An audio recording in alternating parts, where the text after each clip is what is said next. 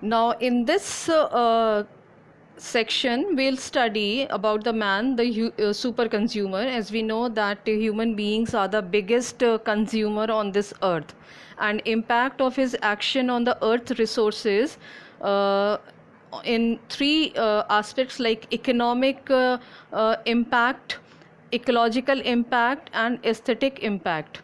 So we'll be studying all three reasons for concern in our upcoming lectures. Next, the world resources. We know that resources is used to describe the materials present in large quantities, and they are stored for future use. So, if these resources occur in nature, they are called the natural resources. So, we also know that natural resources are categorized into renewable resources and non-renewable resources. We also know the differences because we have learned in our previous chapter. Now, let me remind once again, renewable resources are water, soil, living organisms, because they have the capacity to renew or reproduce by themselves naturally. On the other hand, non-renewable resources, they have the limited quantity, and they cannot renew or reproduce by themselves or naturally. Coal, petroleum, minerals, ores, these are the examples of non-renewable resources. Now, in next section, we'll study the factors that lead to the depletion of resources. It means that what are the factors, what are the things that are responsible for the depletion of natural resources. Now, first is the overuse or irrational use of resources. Overuse or irrational use means that just because of the greed of human beings leads to the over exploitation and overuse of the natural resources. Now, let me give you one simple example, that overfishing leads to decline in fish resources. Similarly, continuous agriculture leads to decrease in soil fertility. Irrational use means not using our resources wisely and without wasting them. Now, one common example, that using car to transport single individual is another. It's one of the example of wasting precious fossil fuel. Now, a carpool or public transport can be an alternative option.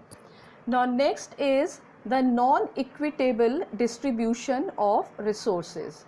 Now, natural resources are not equally distributed throughout the world, throughout the countries. Hence, there is an over exploitation of the resources where it is found to supply them to the place where they are not found. It means that some areas or some countries where the natural resources are abundant, so they are over exploiting, and in some areas or some countries where they are not found in large quantities, so there is a non-equitable distribution or unequal distribution of resources. Now, in addition, there lies cost of transportation of these resources to the place of demand. Second is third is the technological and industrial development. Now, this is one of the factors that lead to the depletion of resources. Technological means the development in science and technology has led to the development of new product and establishment of more industries, like fuel, water, land. And these industries not only deplete the natural resources but also contaminate the air, water and soil with the pollutants they release.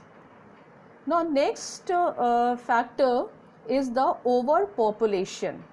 Now, overpopulation, as we know that human population is not increasing, it is multiplying. The unprecedented rise, that is the immense increase in population, is one of the most important cause of resource depletion. Because rise in population increases the demand for food, shelter, clothing, water, electricity, transportation, healthcare, educational institutions, etc. And increase in demand of food leads to intensive cropping and which again lead to the decrease in soil fertility and again lead to the conversion of forest into cropland. Now you can see there is a chain, like if there is an increase in population, so ultimately it will lead to the desertification. So these are the factors which are responsible for the depletion of resources.